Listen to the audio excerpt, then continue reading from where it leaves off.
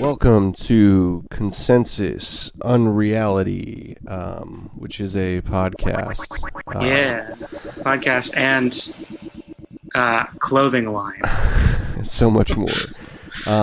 We're recording this brief interruption before we get to our interview with Dan Dutton, beckoning you to visit our Patreon, where we have exclusive bonus episodes, written content, some video stuff, and also some weird ephemera from magical workings we're attempting to perform and have ruined our lives. Not mine, but well, mine was already ruined. Come on over and we will have more stuff soon. Hopefully, even some special merch eventually for the patrons. At least early for the patrons. Yeah, I don't know. That's true. Yeah, we got to get back on the merch. Anyway, this is just an intro. Let's not get off of that. Tons of bonus episodes, though, so do check that out. Stuff you'll only hear on patreon.com/consensusunreality for only $5 a month. That's how you support the podcast and let us buy more of these books about things that may or may not be true. Yep. Here's Consensus the Unreality show.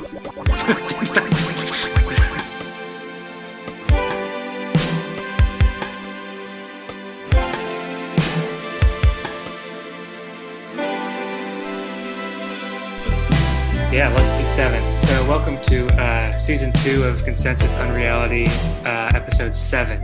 Thank you. I'm happy to be here.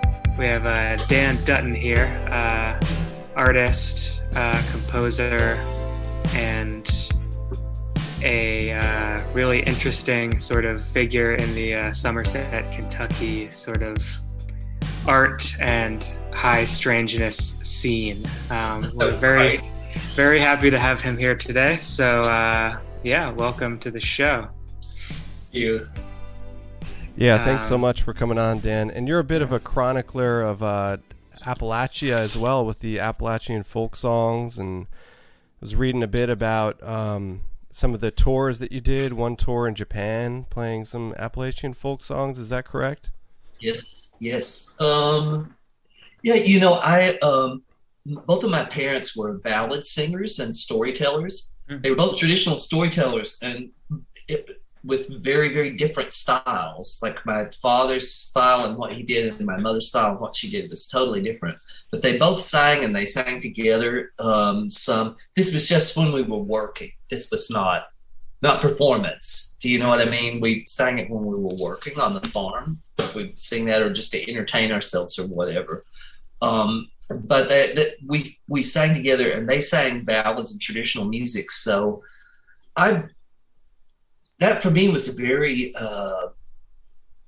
pretty much everything has been a pretty strange experience. But for me, it was a strange experience. I remember one traditional music experience in particular. My sister brought a friend home with her from Berea College. She went to Berea College.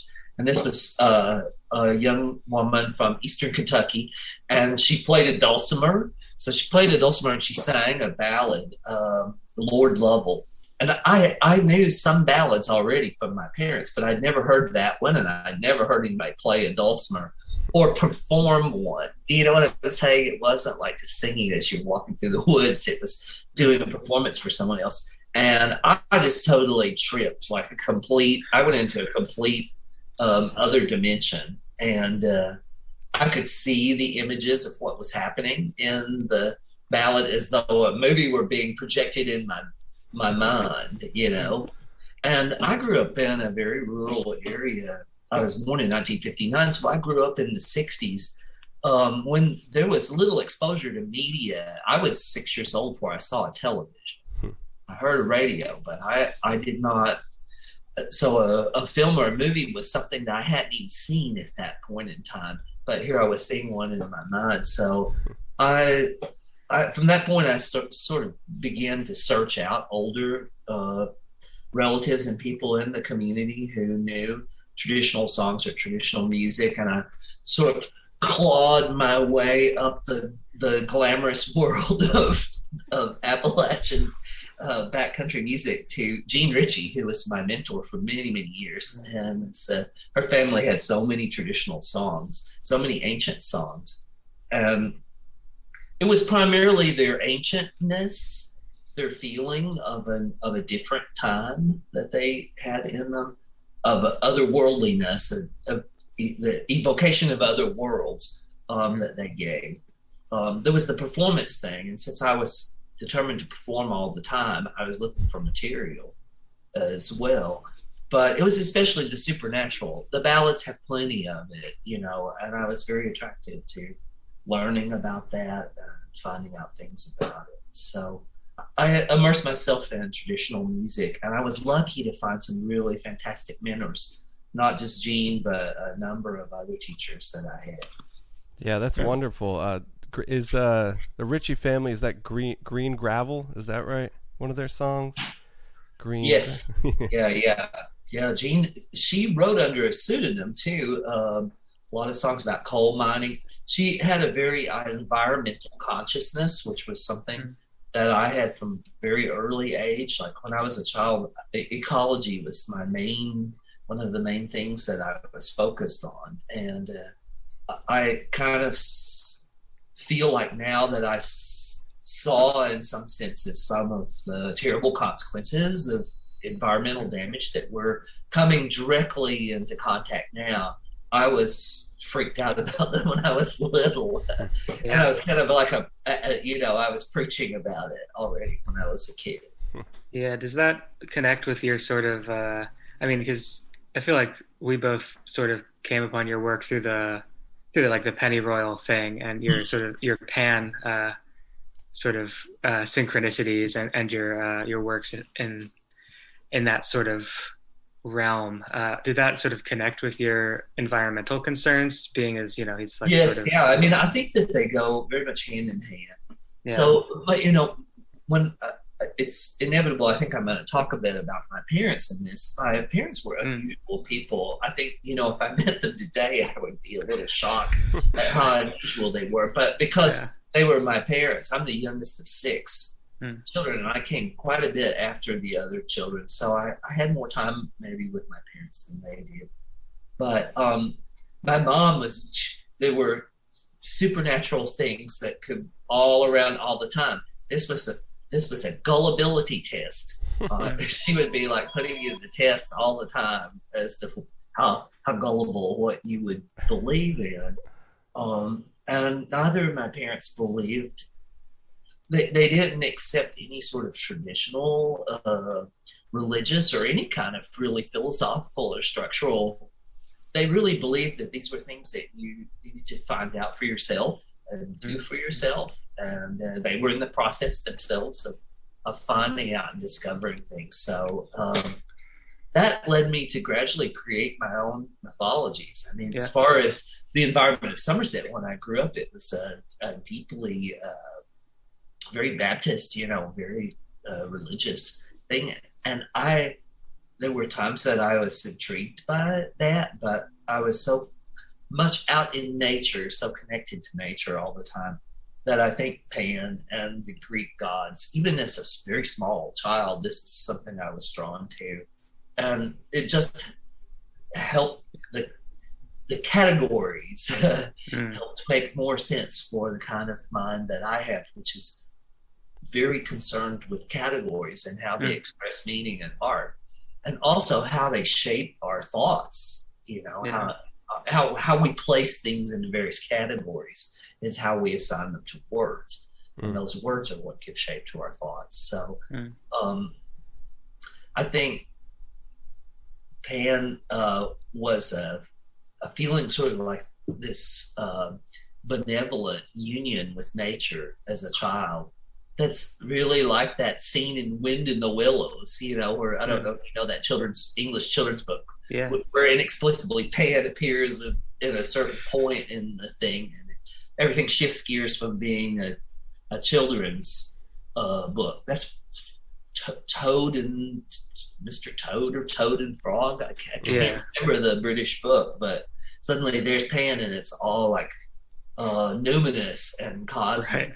And Yeah. it's the world I lived in when I was a child. So it seemed real natural to me. And as my awareness of sensuality, of my senses, began to develop as an artist, and I began seeing the sensual attractions of the body, that definitely helped. To me, that was more like the nature. It was closer to what I saw in nature, a way of expressing that. So Pan started showing up in my paintings and drawings. And really from pretty early. I think I know I was aware of Pan when I was probably 8 or 10, but not until I was about 12 that I drew some kind of a picture of Pan. So from that point forward, it's been an ever-widening exploration because it's a theme in my work. You know, I have themes and I have phases in what I do. And in each phase, the themes open up in a new form or open up in a new way for me. So, and it's one that has, it would occur in my art. The presence would be there in the art until finally I got a point where I had made some money and I'd done a real successful show in a museum, and I had another offer for another show, and I knew the money was going to last for a little while. So I was like, I'll do something I really want to do that won't make a penny of money, but it's like, this is what I've been, really want. So I did a whole work devoted to Pan. It's that was about a 2-year period, I guess. So kind of short for pieces I work on, but it was enough to dive really deeply into it, and I love that. I'm sure I'll come back at some point. Yeah, that's fascinating. I feel like I relate to that idea of like having these themes or like motifs or figures that you keep coming back to, trying to like figure it out from a different angle every time. I like that. I don't know if you're familiar with, I guess now it's a little passé, but the work of Joseph Campbell, the mythologist. And he had one volume that he wrote. It's called Creative Mythology, and it looks specifically at the artists, especially of the 20th century, and how that instead of really being completely connected to earlier mythologies, they felt compelled to regenerate and create their own. Create Yeats did that, amongst others. James Joyce did it. They created a kind of an other world in which their themes were placed in ways that managed to fuse their life experiences with mythic experiences. So I think I was definitely, that's been a goal all along for me to do those things. Yeah.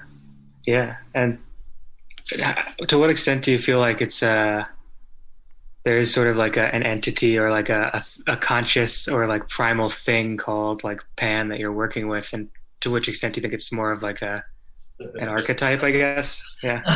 Okay, I'll go up and Fisk. It's totally real.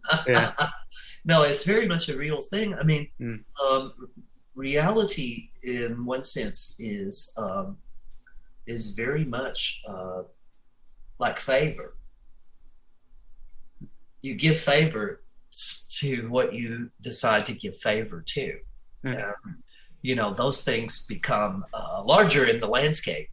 The favored being becomes larger. The beloved, the most gorgeous being who ever lived, the beloved, looms large in the landscape of your life at the moment when you're deeply in love.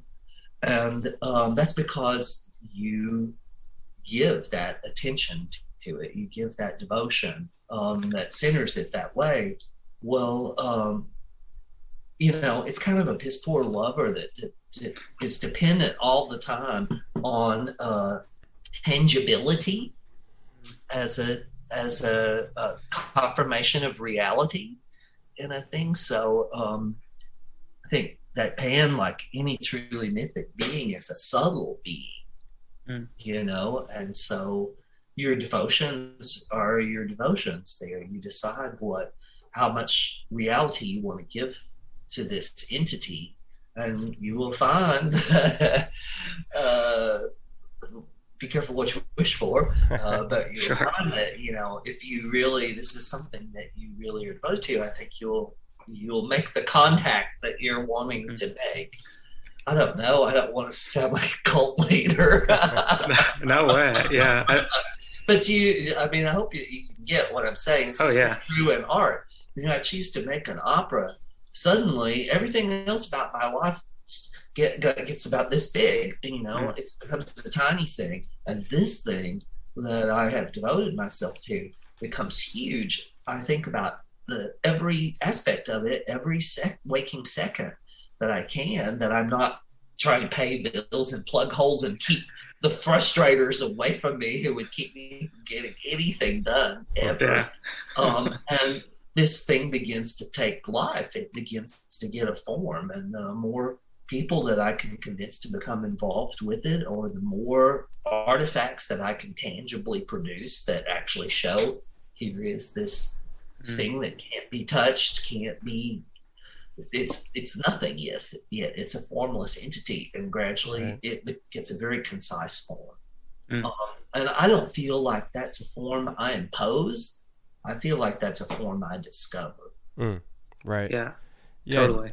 That's kind of like a wonderful thing in your work too, is that you're sort of reinvigorating these old connections with these deep mythologies and recontextualizing them.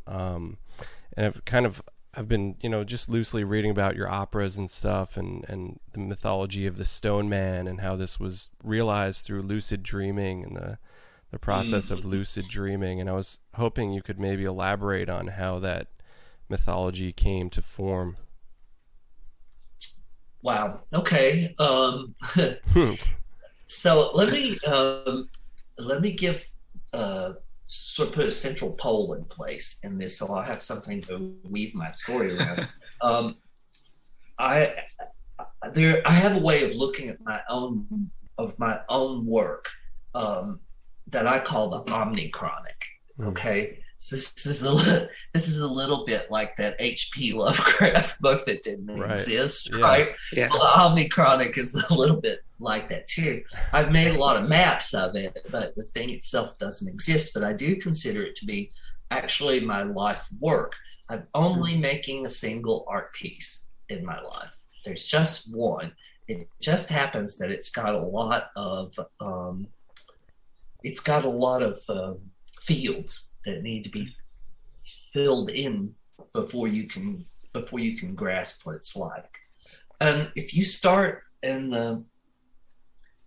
this thing also has, in my mind, it has verticality to it. I've envisioned it as a journey forward in space that's also a journey upward in becoming conscious. Okay, becoming more articulate. To have a more articulate consciousness is what I should say. So at the bottom of this is the abyss. Like the abyss for me is like almost every night, I go and get in my bed, I lay down and put my head on the pillow, and then at some point after that, like zappo, right? You've fallen asleep. This is the verb we use in English. You've fallen asleep. Yeah. So I'm assuming that there's some sort of hole involved. Some sort of dark hole, because I don't, I know I have stayed conscious long enough to feel my body give a tiny jerk right at the point where you lose consciousness. Mm-hmm. Now there's the verb we use for that. You lose it. Oh, it's like your car keys, Right. I've spent many a dream trying to find that street over there, that I've lost. Somehow I've lost. And that's the same thing. So, but then where are you when you're gone? I know that before I go to bed, I presume I'm going to be laying in the bed all night, and everything about how I've arranged my life to believe in my security, my ability to lose my consciousness safely in this perilous world we live in, is all kind of set to finish the illusion. Well, at some point during the night, typically people begin hearing this black abyss. Something starts moving around and having being. Is there a point before you become a being? But at some point you become a being. You're having a dream, and there's your Aunt Lucy, and she's dressed like a crocodile, and a lot of crazy things, seemingly crazy anyway. The theory is that our mind is taking memories and bits of visual consciousness and sets of nerve synapses in the brain and collaging them together into something that then when you wake up, you may or may not have a memory of. But your memory, there's at least one theory that all these things happen with neural firing, happen at the same time. So in other words, there's no chronology. Mm-hmm. And the chronology of narrative, where one thing comes before the other thing, there's a beginning, middle, and end to the story. You put that on there. It's what you want, something you want it to come together. What you believe reality can be is whether you'll put falling off the building or eating the lemon pie first in the sequence of things. And also that will determine maybe what the emotional resonance is of the dream itself. So as an artist, this whole construct, deconstruct thing seemed to be really intrinsic to what I was trying to do and what I was trying to figure out. So learning to lucid dream seemed like once I knew such a thing existed, and I'm going to say I was maybe 14 or 15, whenever I found out about lucid dreaming, I was really interested in the art of the mentally ill. Like outsider art, yeah. Well, it wasn't yet that. This would have been in the early 70s or late 60s. In high school, I kept a dream journal. Okay, it's like a note. I had 2 spiral-bound notebooks that every morning in chemistry class, instead of paying attention, I would illustrate the dream I'd had the night before and write it down. So I began, journaling the dreams, and the more you pay attention to them, the deeper kind of into it you get, and the more likely you are to be able to have a lucid dream. So this friend of mine wanted to borrow them and take them home, so he took them home and showed them to his dad, who was supposed to be a psychologist. And he told him that I was a schizophrenic and he'd better stay away from me. But he never gave my notebooks back either. So I don't have those early teen dream journals, which I would much like to read now. Yeah. So but he told me, he said, my dad said, you're a schizophrenic. I didn't really know what that was yet, and I was like, oh God, this is great. I wondered, I was really wondering what this is. So I started reading about it and became fascinated. The library had one book. It was called Art of the Mentally Ill. And it did have it had a number of it had a lot of examples of art by schizophrenics, which are characterized by some of the same visual tics that art done by people who are taking LSD have. That's, as an artist, it's real easy for me to see tessellation, this making of many little dots or little cells of everything, repeating the same, writing the same thing over and over a zillion times to form designs. So I was like, I must be really mentally ill. And this is great because I figured, I'm onto something, right? So then I read Three Faces of Eve and Sybil, which where there's the multiple personalities. I was like, I am getting one of these. I will have it. I will have another personality. And I figured out how to do that too. All of this was, in a way, I think I was trying to find a way into my own brain. Right. In a way.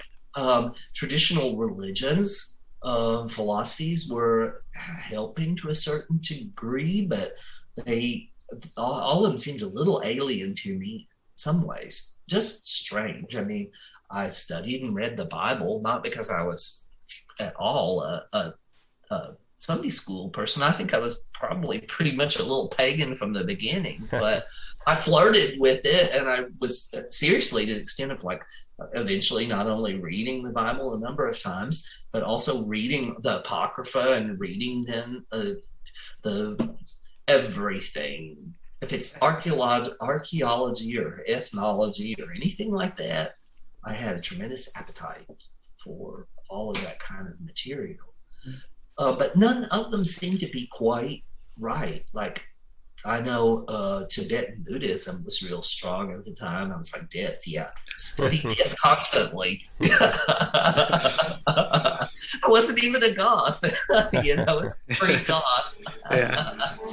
So I know this is roundabout, but it will help to make sense of how I came through lucid dreaming to begin to make things. Right.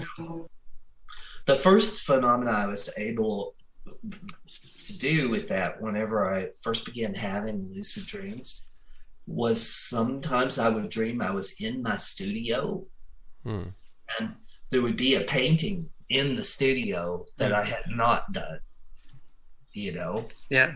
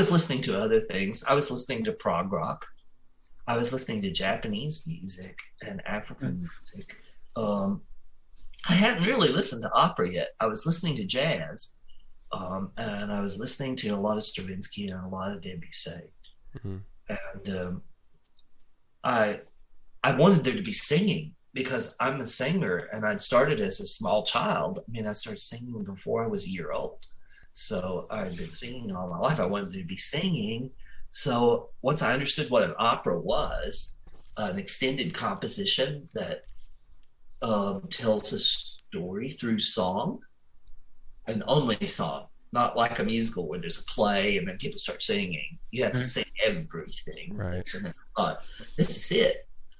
But unfortunately, I didn't really, the operas that already existed, I was like, it seemed not that. So that's I guess that's a sign of exactly how presumptuous I am, because I thought, oh, okay, I'll do it. No, I'm going to do it the way it should be done.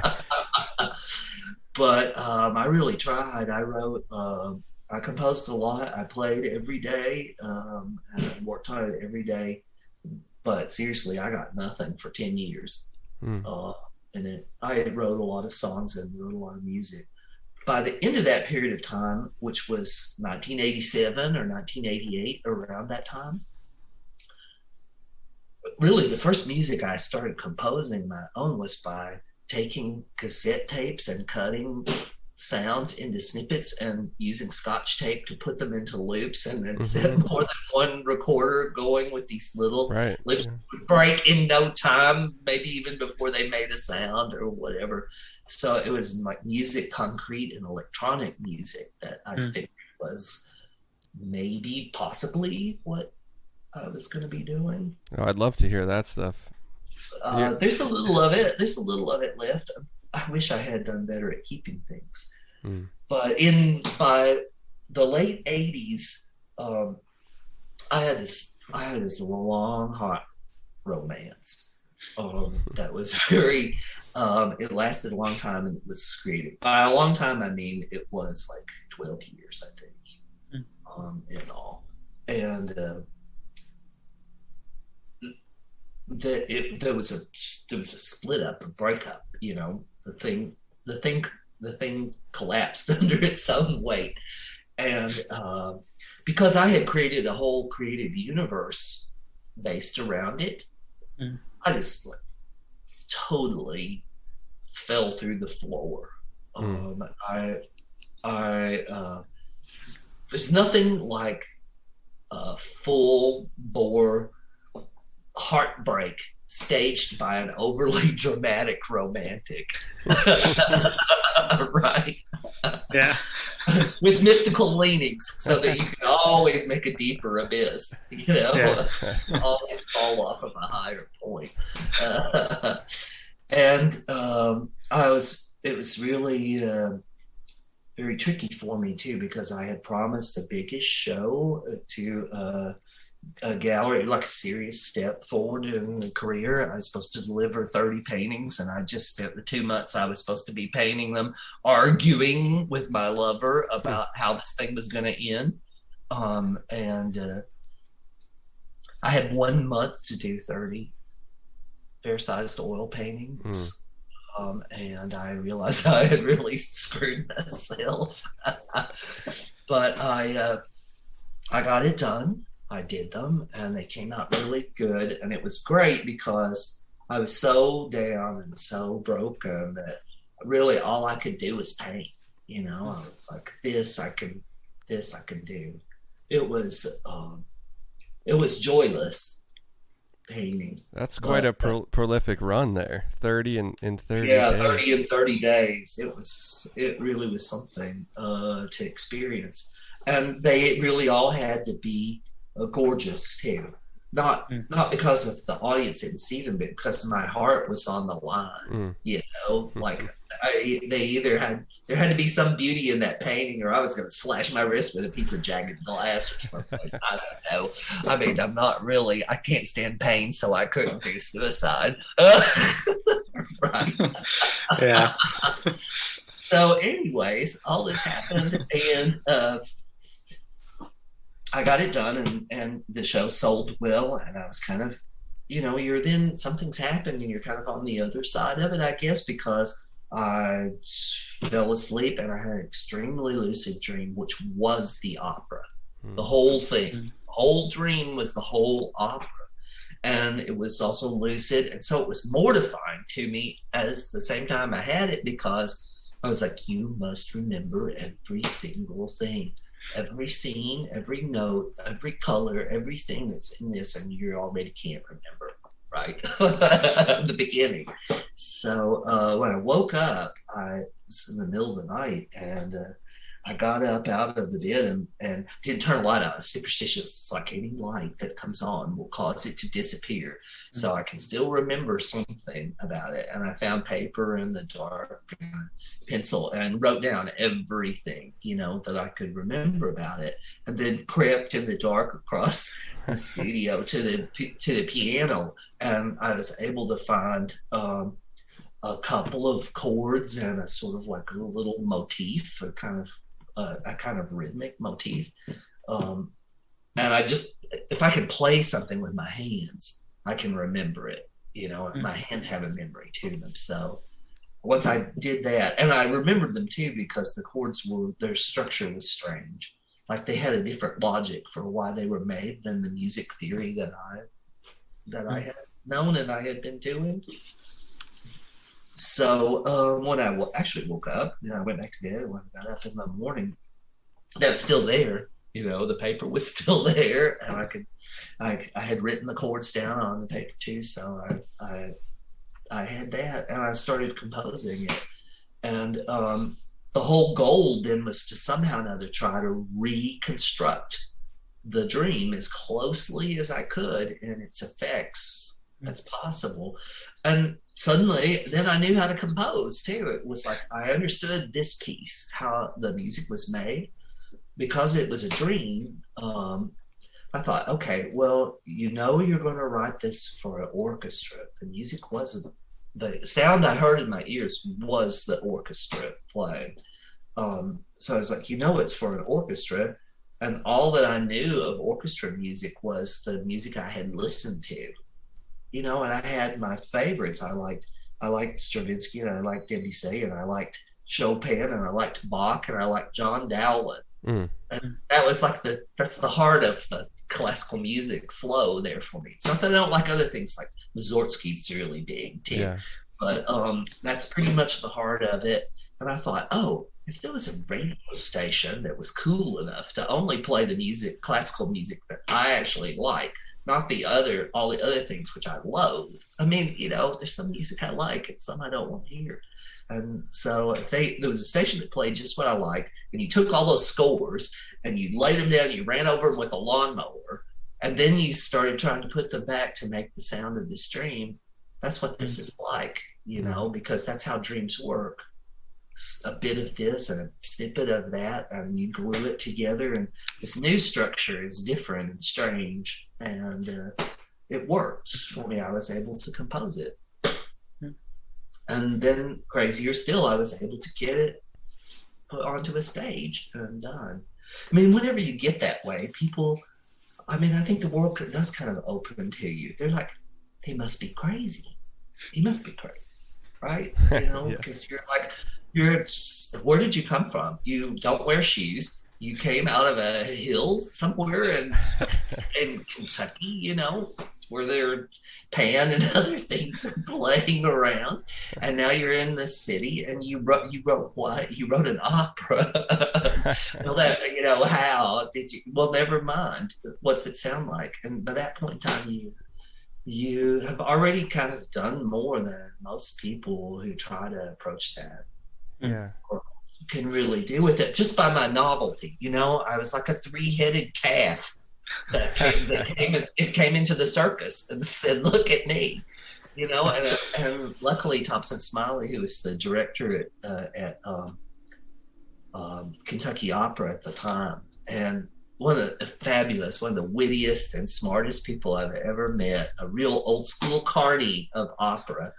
And he definitely saw my three-headed calfness, and decided to take me under his wing and make this opera. And once you've made an opera, what else can the world throw at you, right? Yeah.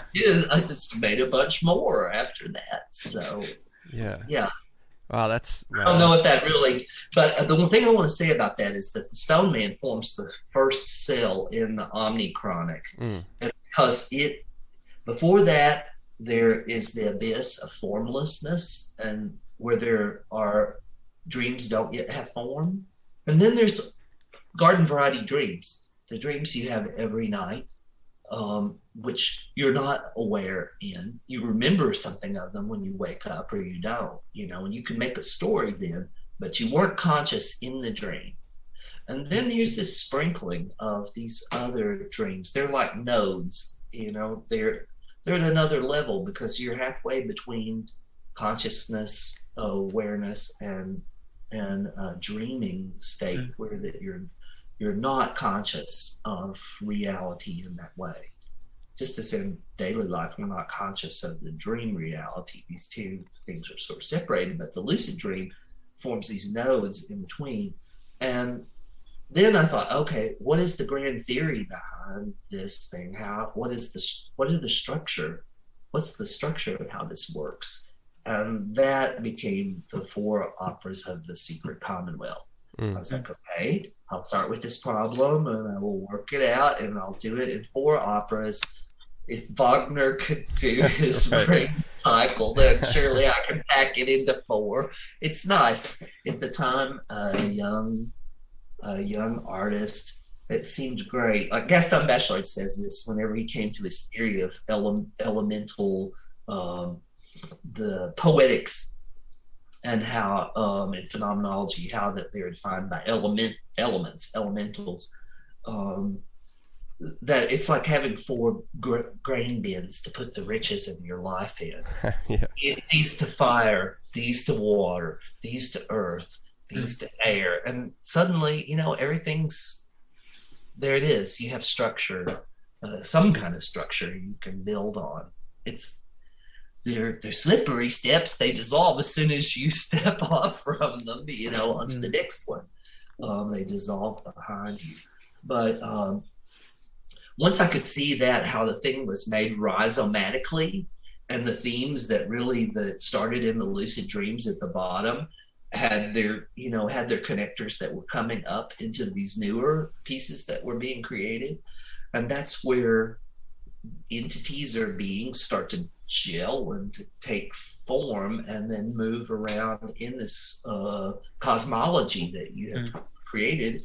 And now, I just map out different sections of it as fast as I can go, like some kind of caterpillar eating all the leaves it can before winter comes.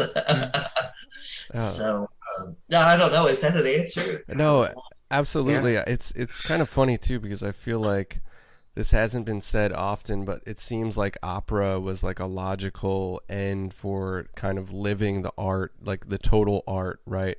And whatever you think of Wagner, it seems like he kind of developed this grand thing, like incorporating all of this mythology.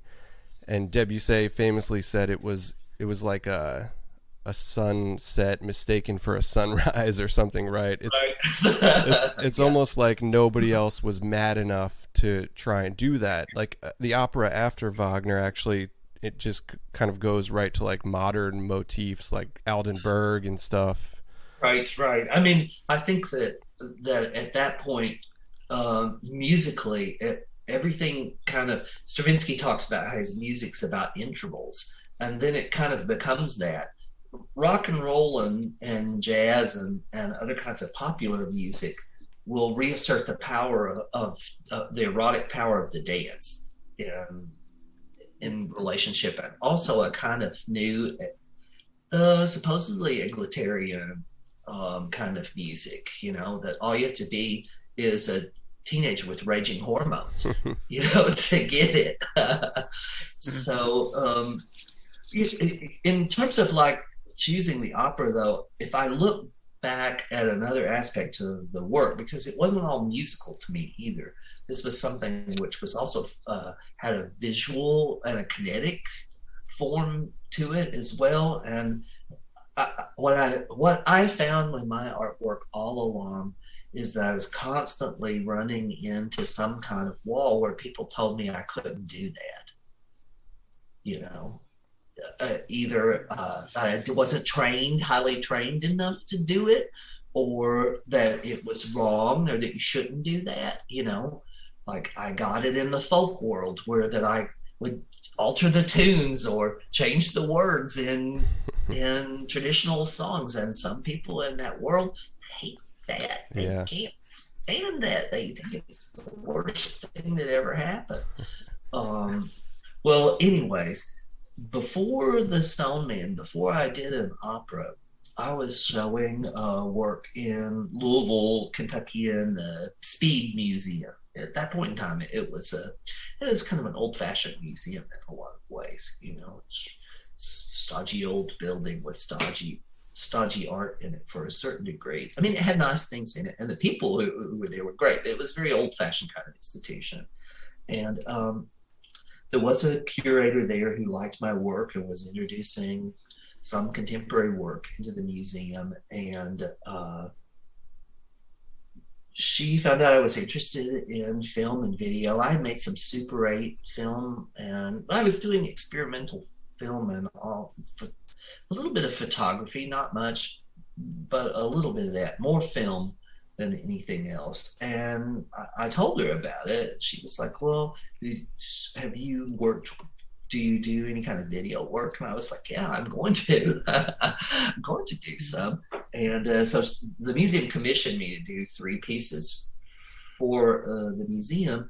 And I used the money to buy the first video camera I had. This big honking VHS camera. And I used that to do a piece for the museum, which, you know, in the art world, there's all these artist statements. And if you go to art school or read some dreadful magazine like Art Forum, you will learn there's this high art mucky muck speak that involves a whole lot of usually French post Marcusian theory, Marxist theory, you know, post-Marxist theory or whatever in it. And it's a language. It's like a technical language that you learn to, you know, I thought it was dreadful, and I still think it's dreadful, but at that point in time I was young, and so I tried to do it. So the thing I made, I called an installed environment, and it was called Water.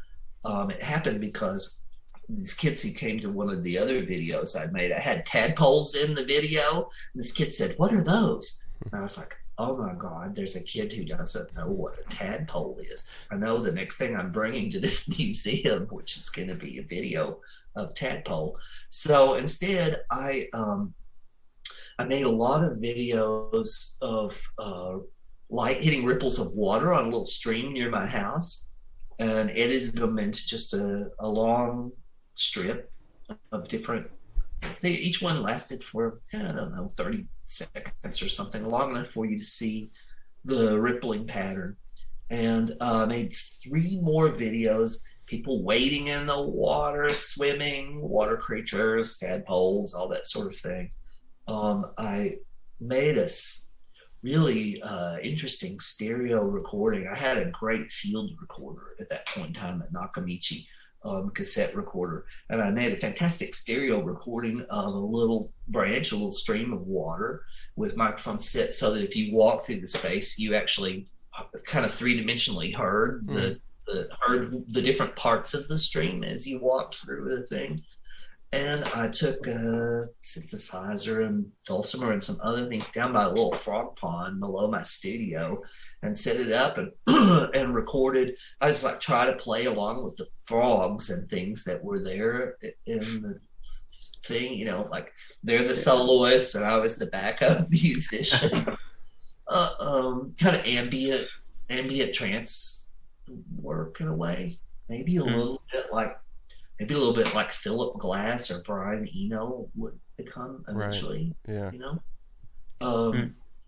So I had that going on one set of speakers and had the stream on another set of speakers. It was in a theater space. I projected this reflections of light huge on a big screen. So the room was full of sort of like dim moving lights around everywhere. I got all kinds of water plants, iris, cattails, reeds, rushes, and I do ikebana. It's like a Japanese kind of art form using plants to arrange it. So I did these big ikebana arrangements with water plants, put small little TVs that had all these water activities around, had all this water sound going all around in the space, a big sheet of plastic with a big giant lump of clay in the middle of it. And a lot of podiums with gallon jars that had frogs, tadpoles,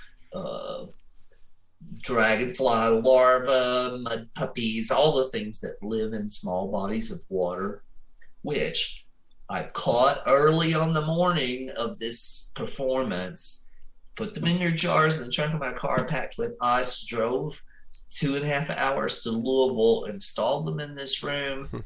They were there for 6 hours, I guess. Then repacked them all, drove them back to the country and released them again, so no creatures were harmed in the process. Yeah.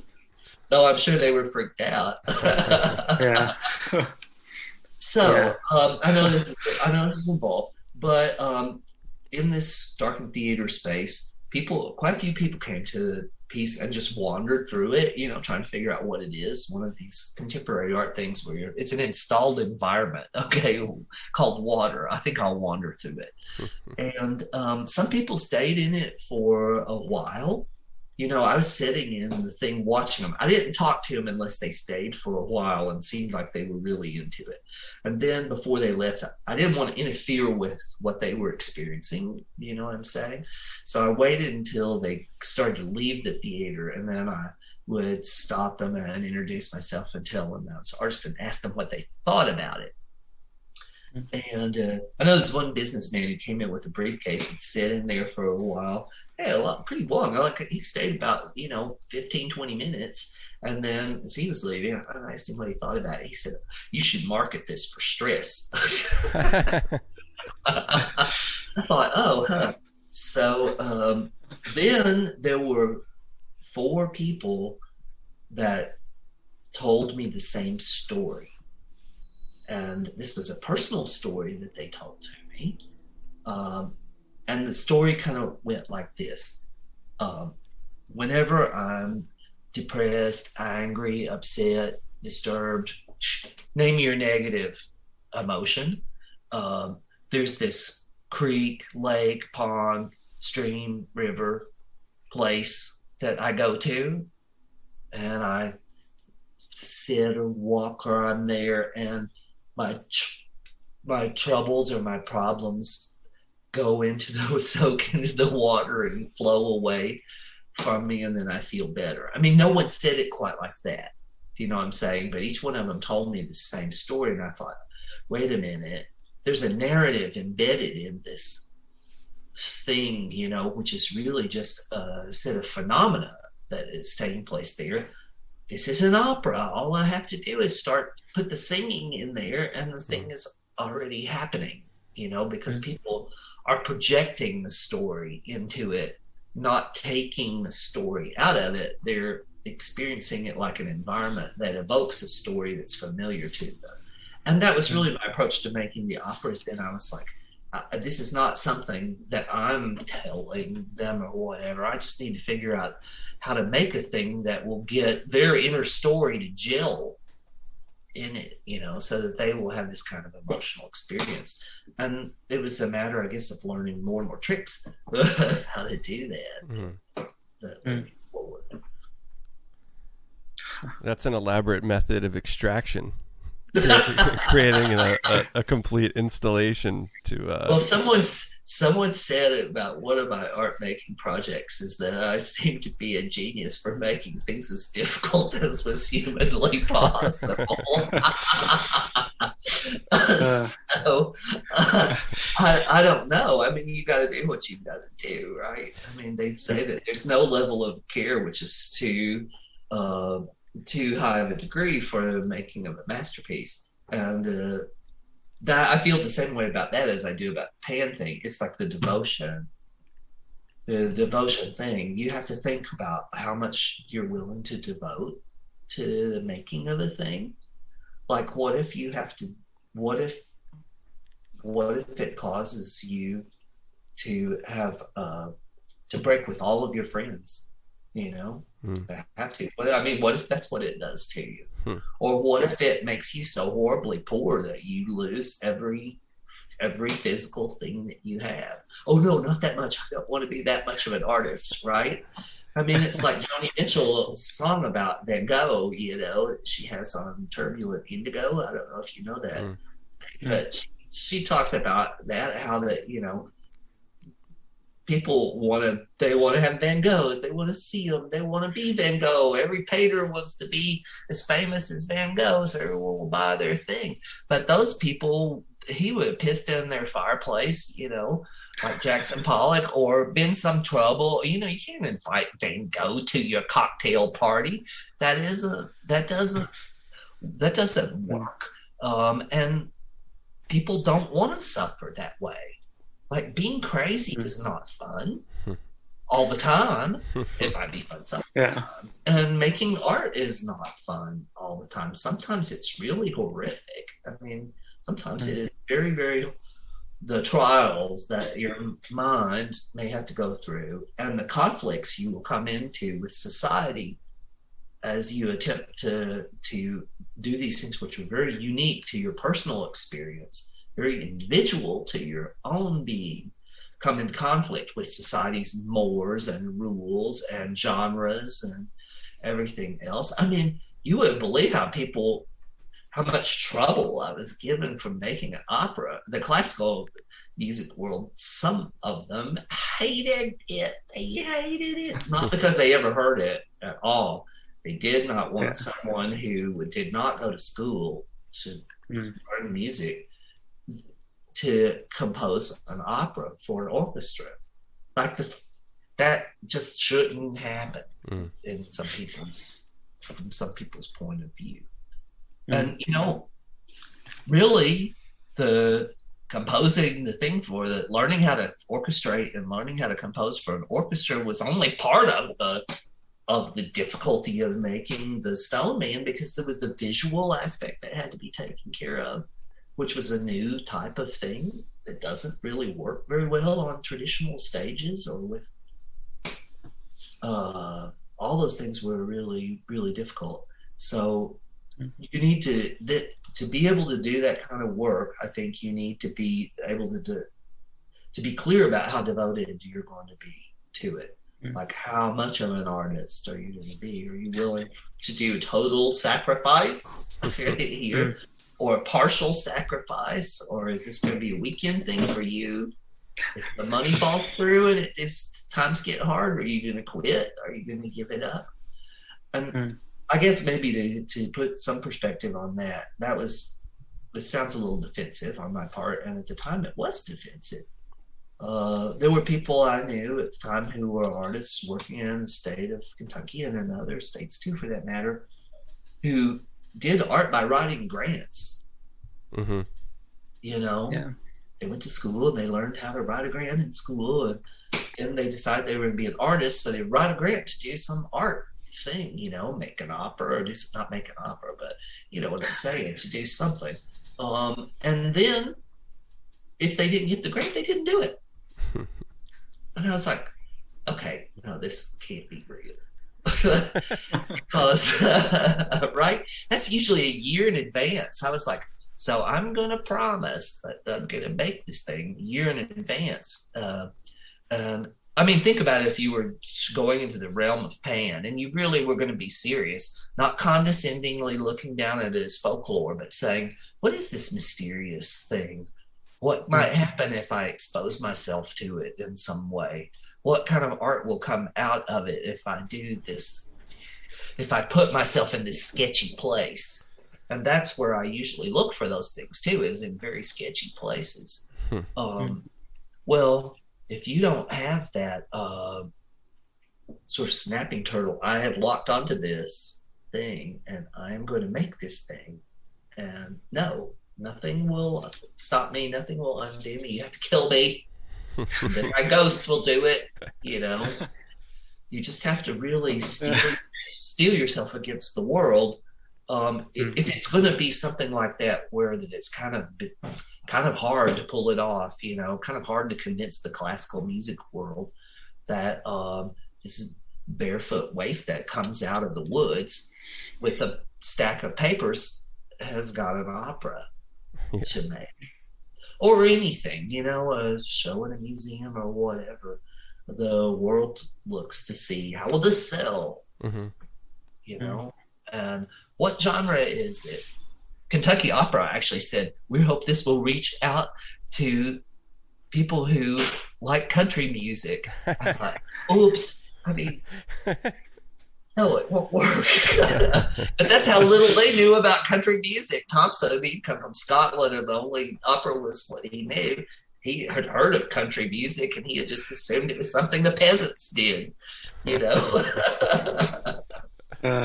Yeah, like worlds colliding and not, they don't understand each other at all. You also got to realize at any one meeting how few paradigms you can challenge. I mean, there's a limit to how much bullshit you can bring up in one meeting, right? Yeah.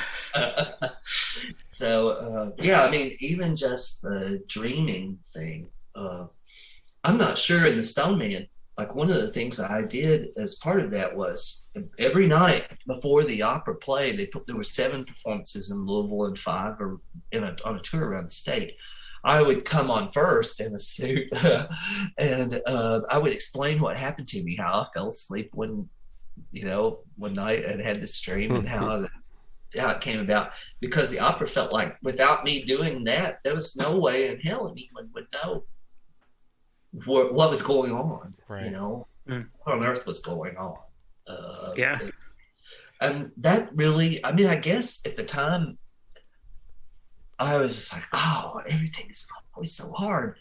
But in retrospect, I didn't really think at the time of how different what I was actually trying to do, how alien it was striking all these folks, There would be one thing, it sounded like classical music, but then the visuals would be doing this strange thing, or the words are saying something. The fact that it was an attempt to make a simulacrum of the dreaming state in an actual room, so that if you listen to it, you can't tell whether you're dreaming or not dreaming. If you pay attention to it, the boundaries will blur. That was a little much for everybody. Yeah, it was kind of much for everybody. I really appreciate that concept in your work, though, and hearing you speak about it. It seems like the sacrifice has been rewarded by living in a magical reality, and really not being able to decipher the dream self and the waking self. It does. The interest is now in the occult, in that, I guess, the classic meaning of that word, as of the things which are obscured, the things behind the veil or whatever. There is a real interest in that now, and there's some thought maybe amongst, you can see parallels to earlier times, like if you go back to World War II and the Order of the Golden Dawn, and you see, how that sort of the changes in society suddenly cause people to turn and say, what is the mystery? Maybe the mystery has the answer to unsettledness. And we have a similar thing now where people are like, more people are beating the bushes looking for Bigfoot than there were back in the 70s. I can tell you that. Not that people didn't do it, but now there's a lot of people who are doing those things and who are very interested in it. And Pennyroyal is an example of that, and an example of how popular culture has realized, oh, this is something that's happening in people's lives, so let's take a look at it. And I know that there are people who want to be shamans or psychonauts or things, and wizards. I mean, I've been accused of all of these things. Yes, I've done them. I don't know. I mean, linguistics is a whole other aspect of art that's like a work in progress. So as a storyteller, I'm trying to figure out how to explain this stuff just as fast as I can. When you have to keep up with subatomic particle physics and learn how to draw at the same time, it is a little challenge to get your language right. Is it environmental installation, or is it an opera, or is it some kind of breaking of the veil between dreaming and waking consciousness? what is this thing that's happening? A lot of people are searching for that, but growing up with traditional storytellers and being exposed to a lot of stories about the things that people are seeking now, and then gradually as I began traveling and running into the different people who helped me along the way, having some of those experiences that some people seek out very much, every time that I kind of run into that, I want to say, you know what, run. Turn the other way and run as fast as you can, because you think that you want to have this experience, but it's quite possible you really don't want to have the experience.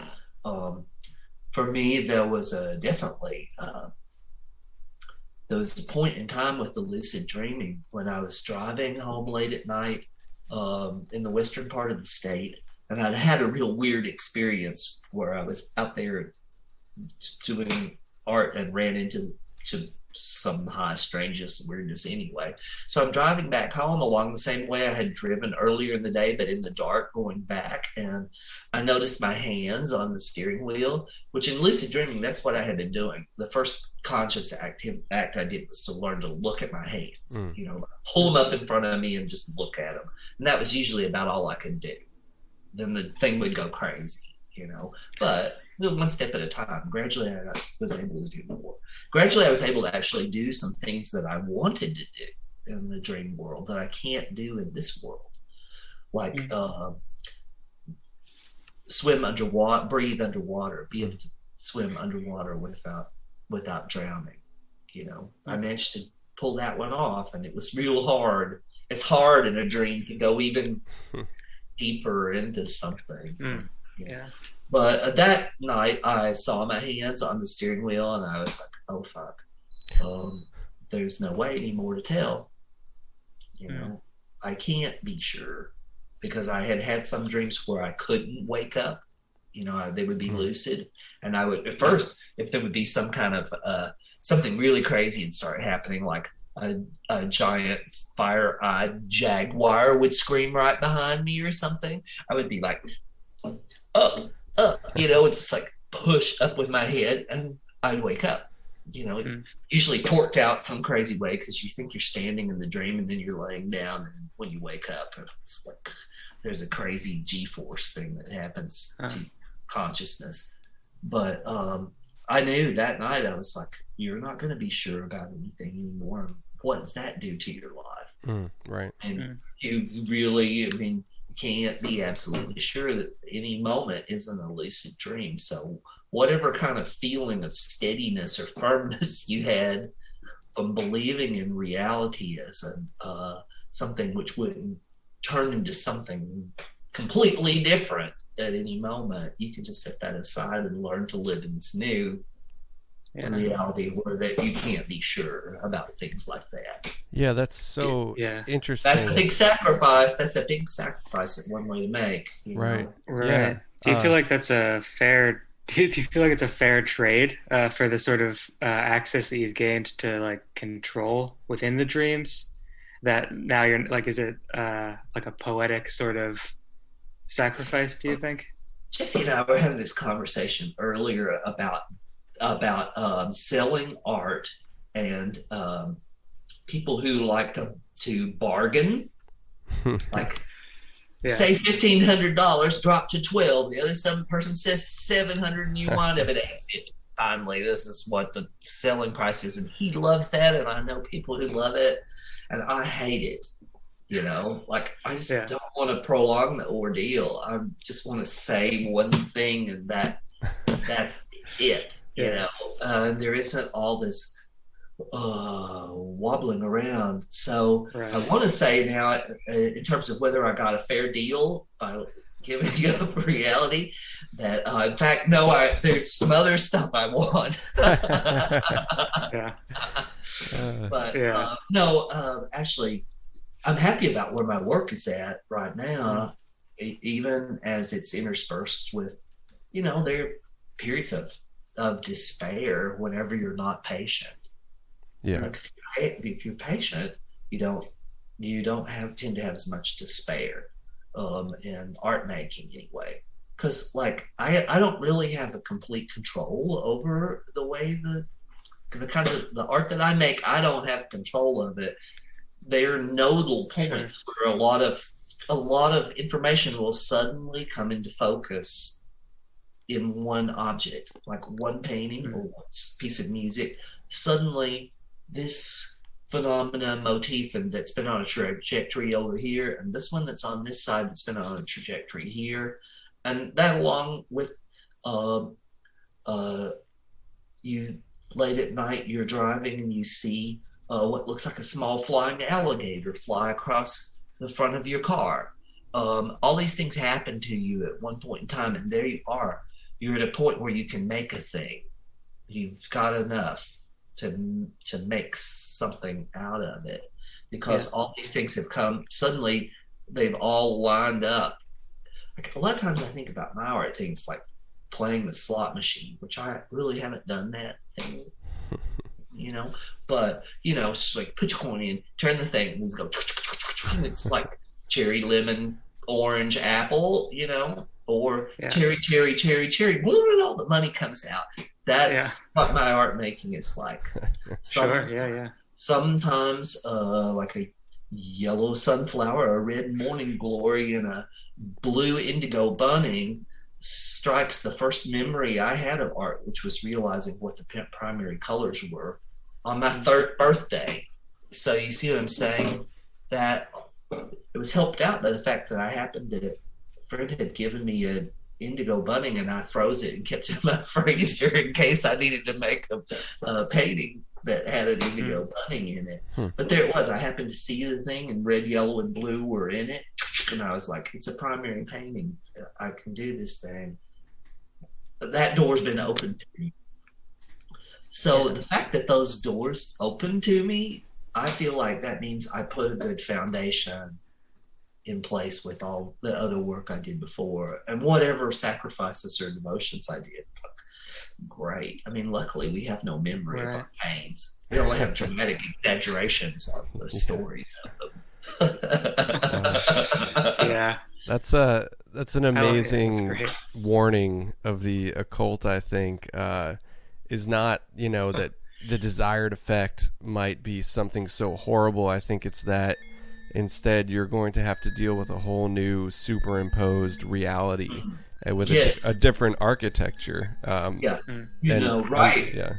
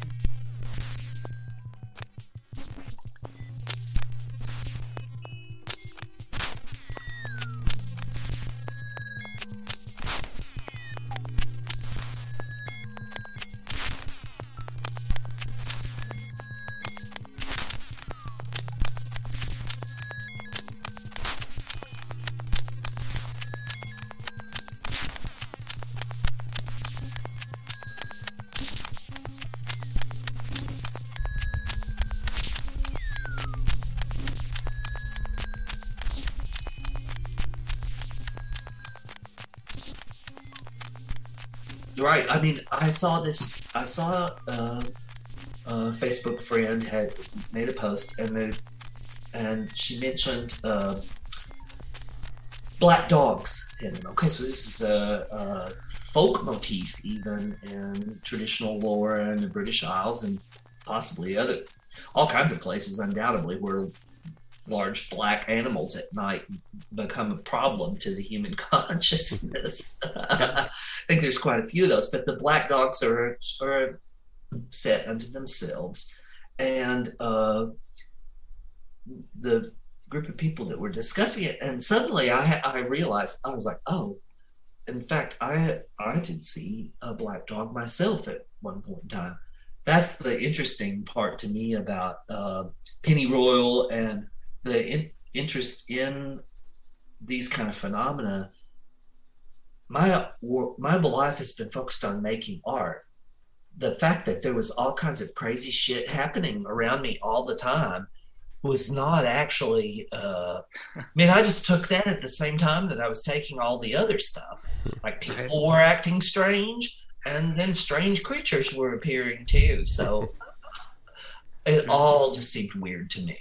And I didn't really red flag it, or, a lot of things happened that I know that I filed them in my consciousness. This tarot card just got played. I just saw this kind of a thing. But now's not the time when this means something. So, right.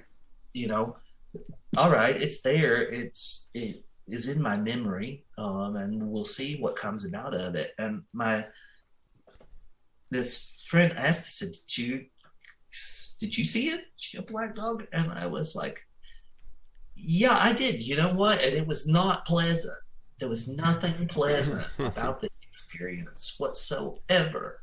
I was driving home late at night from a friend's house. He lived back in a little holler and was coming along a narrow little road along the edge of a cliff-like thing.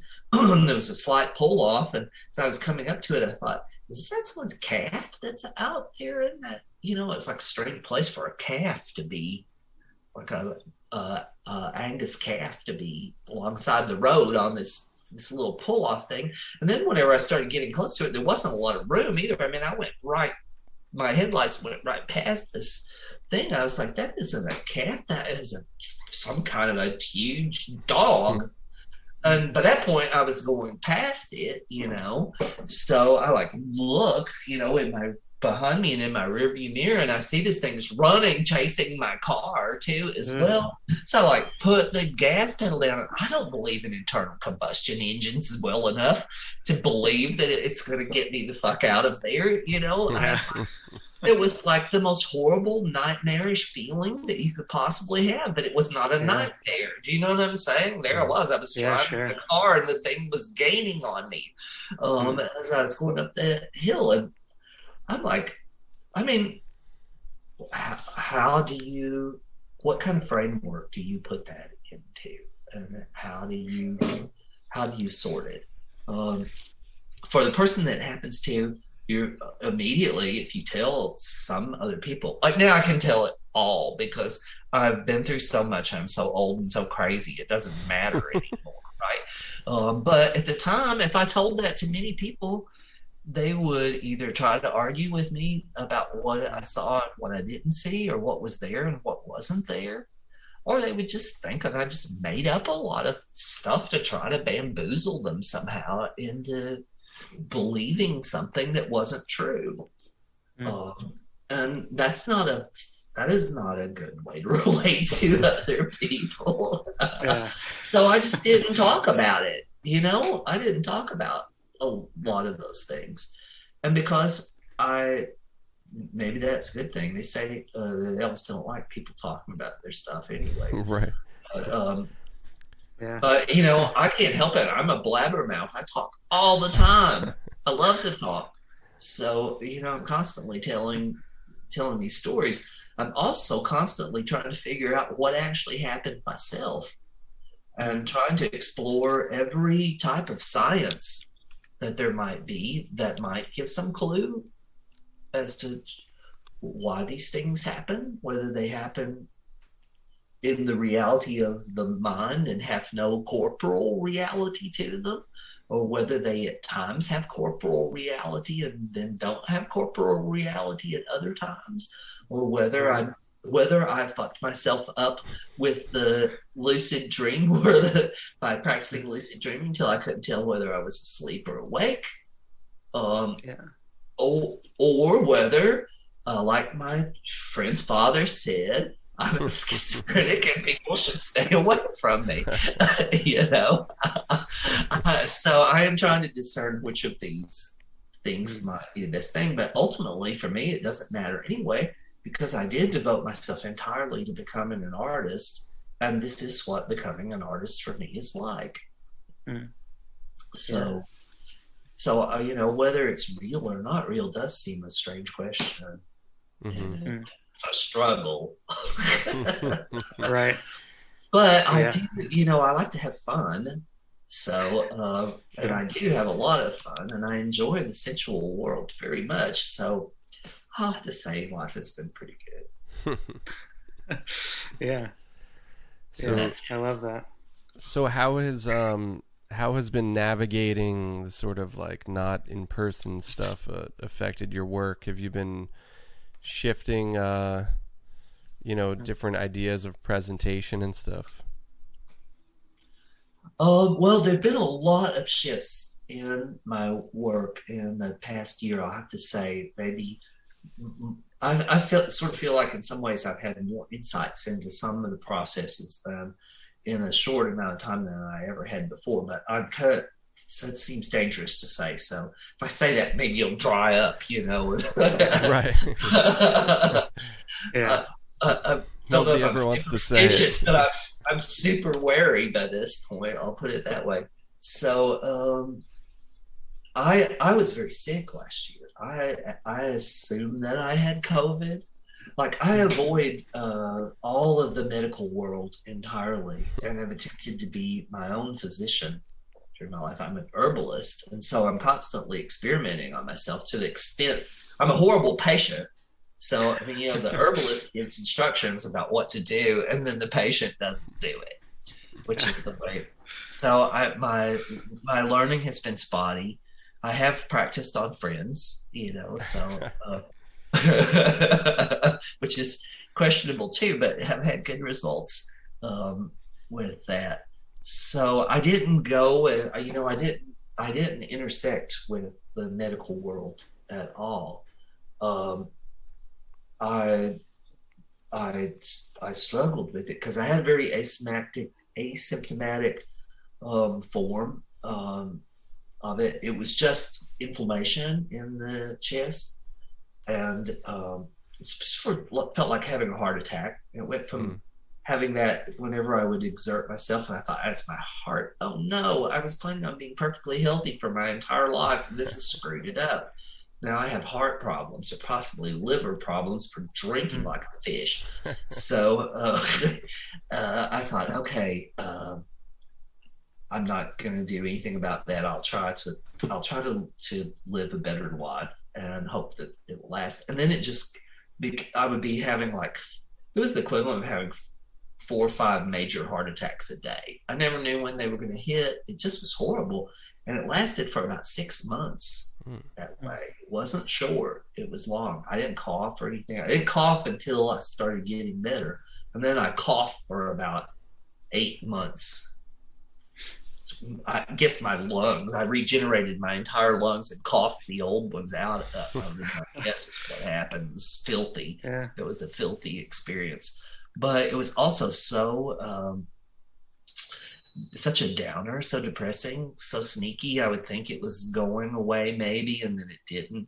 And like I say, I had been pretty convinced of I've led a very healthy life in spite of my sort of wild ways. Like, I've tried to grow my own food for the most part and eat things that are really healthy, and I've been very active in my life, traveling and hiking and climbing and running all over the place. So I never was sick. I've never been sick. I've never had any problems until this past year.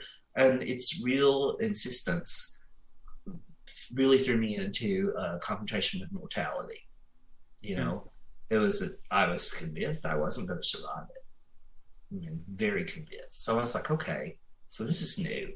You thought you were going to have until at least your 80s. I'd always planned that I would do my best work when I was like 85 or something, because it requires a broad platform to build it on, you know, the experiences and all the four senses and all of the different types of artistic media that you can use to approach those things. Like, this is going to take a long time to learn how to do enough of each one of these things that you can begin to get this new kind of art form to appear.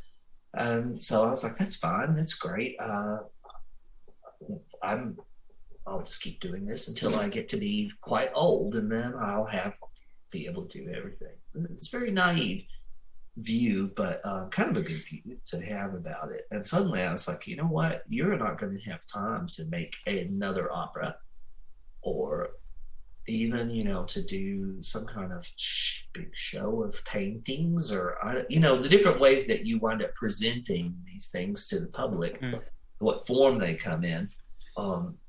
I thought, yeah, you know, it's no longer a matter of whether you'll have enough time to do 8 more of them or 7 more of them. That's actually how obsessive I could be about the creative thing. I want to have plenty of room to do what it is that I'm trying to get done. And the thought that I wasn't going to be able to get it done turned me instead into, okay, so how many unfinished projects are on the table right now? Like, you're not going to complete the Omnichronic, obviously. It's like a Tower of Babel that made it up 3/4 of the way up and then got hit by the lightning. So now, what are you going to save from the archives of this, and how are you going to make it make sense? And that was very overwhelming too, you know. And all during this period of time, I continued working. You know, I was still creating and making things. I hope they're not tainted by my sorry state of mind that I had during that period of time. I don't think they are, because I do think that those two things are kind of separate. I don't like emote all over a canvas, or I don't approach writing a song that way. It's not at all like that for me. So it wouldn't be something, if that experience turns itself into an artistic form, I expect it will be further in the future, but more likely it just changed the windows around how I was looking at things. Yeah. So whenever I actually got better and, you know, I feel like a healthy being again, I discovered that I was kind of a new being, and some of the paranormal experiments that I got involved in because of working on Penny Royal and, you know, different things that happened after that. I did this one thing with two friends of mine, Jessica and Kevin, called the Gatesfield Experiment. Do you know that thing? No, dude, Dave, no. Well, Nathan and I were working on the Fawn. We had this idea, you know, I did the Fawn originally as a dance performance. I was going to compose it and direct it, and I wound up having to dance in the thing myself because I couldn't find anyone who could handle the turning into pan thing that it involved. The becoming a fawn thing just seemed to make people go haywire. Actually, that whole show is so interesting. Of all the things I've ever done, controversy just boiled out of the word. It didn't. I hadn't done anything. I'd only picked the title of it, and it caused amazing controversies to start up around me. But when I was working on the Fawn and kind of trying to realize that thing, when I look at it now and I look at the perspective that I have now on these things, the things that before did seem to be somewhat separated from me now are very immediate and very real. I had time during the time that I was ill to go inside myself, and because there was the quarantine as well, people weren't coming around the studio as much. I mean, Jesse was still, we were coming, we were working on things together, and there were a few other people came, but basically no one was around anymore. And I did not feel, the only bad thing about all that was that I did not feel well. But as far as the solitude and the isolation, that was great for my creative mind. And I took up some things that were philosophical questions, I guess. That's what I focused on, trying to set the final period of my artistic life in order. I thought, I want to square away some of these philosophical questions that I have about things, especially ones that had started with the fawn and that work, which was about changing your body perception. And here I was faced with a body which was going haywire on me. And I thought, oh, I need to bring this work to bear. One of the interesting things about that was I found that I could understand, I could communicate and understand animals. This is one of these things I'm going to say. People are just like, God, you're so full of horseshit. But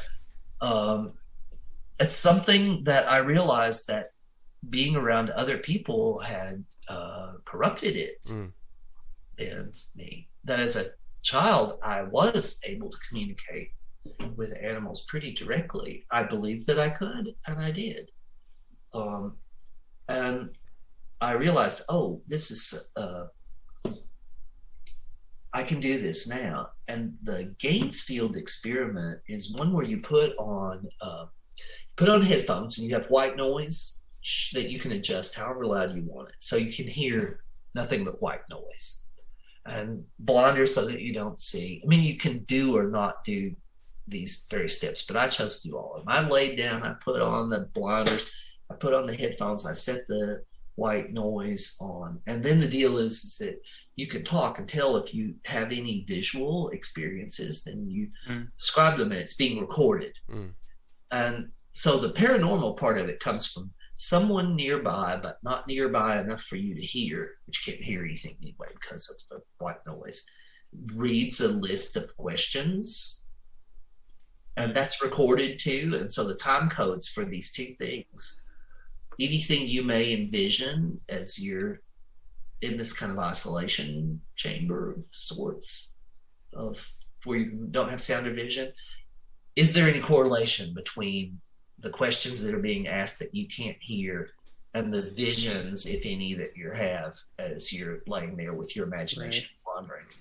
And when I put it on, it was just like I just dropped a huge tab of acid or something. And I started having visions like a motherfucker, just all this very intense stuff. And I would have the visionary things, and I was talking, explaining what they were, what I was seeing, and then there would be some that would come so fast that I would say, I can't, it's, they happen too fast. And then there would be a stretch that was, I could tell what it was, and then another bunch where they were too fast. And then there was a strip where I could tell, and then another bunch, because I did it a long time, like 45 minutes, enough that I could tell there was a pattern, of visions that I could articulate, and ones that came too quick for me to be able to say much about what they were or what they were about. And that was all real interesting, and there were some strange kind of paranormal conjunctions between the questions and my experience. But when I woke up, whenever I took the things off, and I thought about it for a day or two, what had happened. I thought, wait a minute, this is just like the sustain pedal on the piano. All you have to do to have visions is just press the sustain pedal down and it will be happening. You don't have to put on headphones. You don't have to put on anything at all. And I tried it out painting. I was like, okay, well, what happens if I just turn on that visionary sense while I'm painting? And what happened was I really couldn't see or tell what I was doing anymore. I mean, I could see, but I was seeing something else. And really, I just could then let the brush go, like automatic writing. I thought, oh, this is like Yates and his wife. Here I am. Yeah. I'm automatic painting. And the thought went through my mind, will anyone buy this? If I do this shit, what's going to happen to my career? And I thought, oh, this is what I need to be doing. Because anytime I have that feeling, it's like, okay, no, you can't listen to those. Those voices are the ones that, to head the other direction from. Whenever they start saying, you won't be able to sell it, people won't like you, then those are the frustrators that like keep you from being as creative as you could be. So I started doing that all the time. That's the way I paint now. I truly kind of changed my method of painting almost entirely. I mean, the skills that I used to do it are the ones I developed through all the years that I painted using my eyes to see. And now I'm kind of using my mind to see, I guess, and letting the kinetic abilities that I developed handle all of these other things. So it's very different. It's very strange. It can be tricky to get yourself in the right place at the right time for it to happen. I have done it in front of people though, so I was like, hey, you've been in the theater performing or directing for years now. What is your problem? I mean, go ahead and go completely. And I am a trance singer, so I've had that experience of being singing and being away, not present really in the space, and not able to see what's going on around me when it's happening. And it is very vulnerable. It's a different kind of singing. It's not like performing. It's not like being a rock singer or a jazz singer or something where you're presenting yourself. You're not presenting yourself. You're going into some kind of a trance state and becoming incredibly vulnerable. Just from survival point of view, because you're not aware of what people are doing or what they're saying, or if they've suddenly got knives and they're all around you. I mean, the way I sing, that could happen to you. So yeah, some real changes actually in my work, and I'm real happy. That's exciting. I'm excited to explore that and see what's going to happen with it. And I'm obviously feeling freer to talk about it because I'm talking to you guys about it. Sure. Yeah. Not a lot of people ask me to do shop talk. I will tell you, I won't shut up. No, it's so fascinating. Yeah. I relate a lot to your process in terms of, well, to a lot of what you've been saying in terms of. So it's nice to hear it articulated so well, because I see some really familiar kind of impulses. It's really cool. Well, I am working as hard as I can to try to figure out how to put some of these experiences into words, and I guess there's words and everything. All of the whatever artistic media will help to make it clear, and if there is a sense of sharing or communication. Art is a form of communication, whether or not it's direct and immediate or delayed. Whether it's still an effort to communicate something, even if your artistic process says no, I'm just communicating to myself. You've still already split into two, so. So it might as well be everybody. But I do think that if I'm having these kinds of experiences and I have developed the peculiar skills to put them into a tangible form, then there's probably lots of people who have had the experiences but have not obsessed about the English language or about linguistics and languages, period, the way I have. Like super nerding out on it. So maybe it is helpful in that sense, I'm amazed that anyone recognizes anything in it in some ways, Yeah, no, yeah, I know the feeling of that. I think, have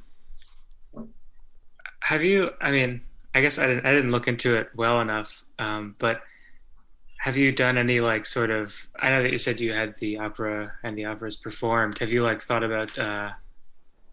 Is it archived in any way? Is sort of what I'm asking. Oh God. Well,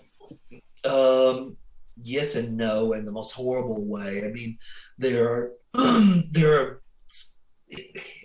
here in Dandyland somewhere. There's a box full of this kind of media, and somewhere there's a drawer full of that kind of media. All of the operas were documented in some ways, not always satisfactory to me, but Yeah.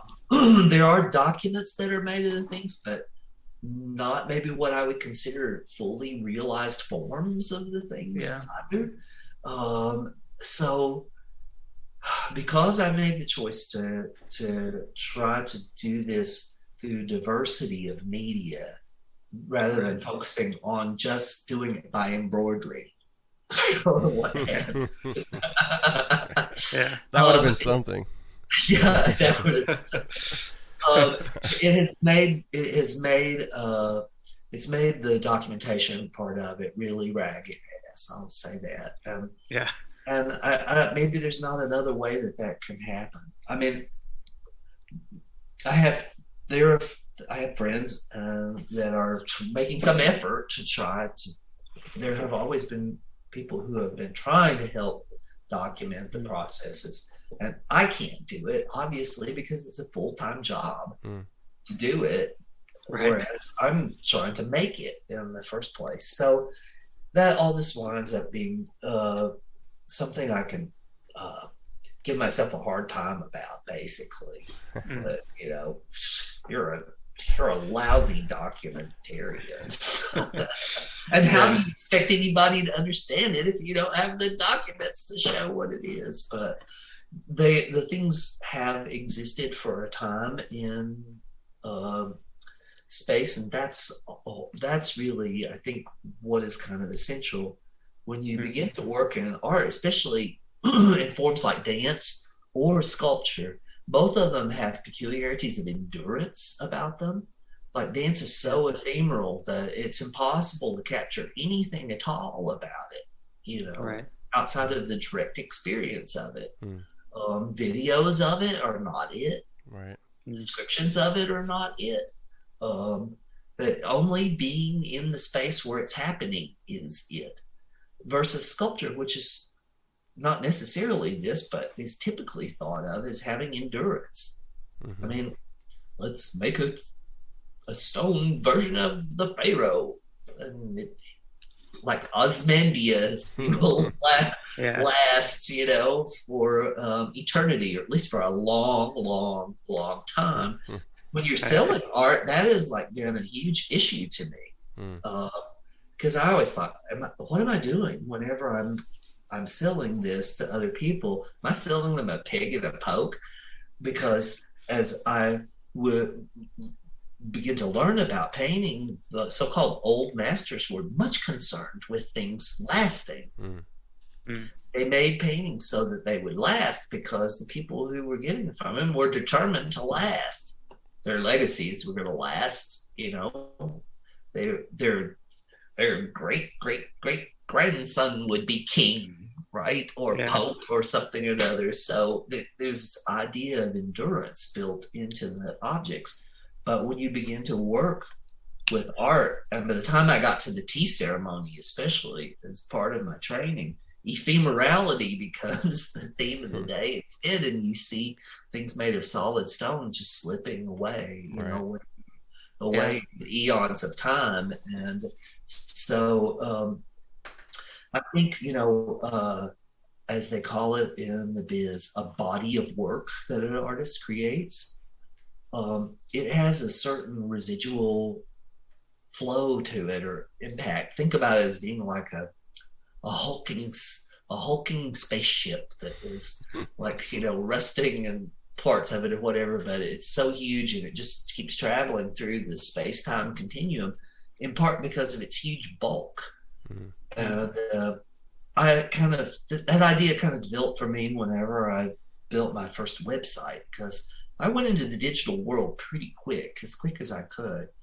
I really did. There was a point I was unsure whether the route forward was supposed to be into composing opera or designing video games. And I thought, oh, I really don't like games, you know. But I saw that as a medium that was going to occupy a huge part of the human consciousness in times to come. This was when video games first came, you know, and they were like Pac-Man and stuff like that. They were real crude. Yeah. There was computers that you could use to compose with, but they were so laborious and slow. You know, you had to like type in 24 for a quarter note and 28 for it's like real slow kind of going. And but the first website I started with a web TV, not even a computer, but just an interface into the internet. And I just kept archiving each generation of the website into an archive in the newest site until I had this thing. There were pages or photographs in there that had more data than a whole, 100 websites have today. In them. They're like one photograph was like a million zillion megabits because I didn't reduce files and I didn't do things efficiently. And it really kind of worked in a weird way because I think it's still even true, even though I let my website expire and evaporate into thin air, all of these years just vanished all at once at a certain point. But even still, the search engines find me instantly, even from the echoed memory of this bulking, impractical thing that I had made and created. So yeah. I kind of feel like that the documentation is not everything I would like to have, and I wish that there were ways that people could experience pieces like the Fawn in a more direct way.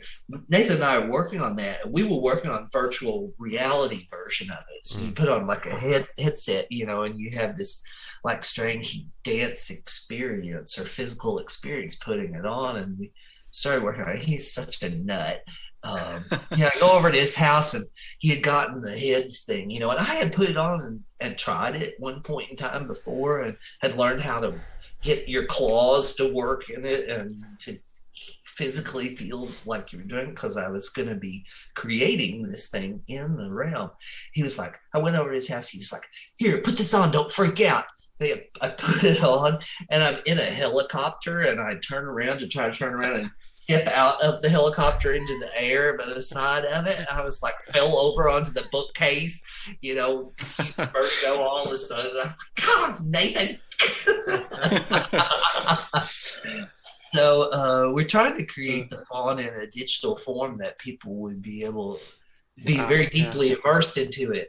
Maybe not as deep as the dancers that worked with me, where we had 8 months of like physical immersion in the process, so that you literally change your body in order to have the experience of doing the thing itself. I'd love to be able to share with other people that process, which was, I think, not only really fabulous and fascinating and certainly plunged me into the cult of Pan to an extreme level, but also was very healthy in so many ways. The only kind of iffy part about maybe all of the pieces I've worked on is their utopian quotient that they have.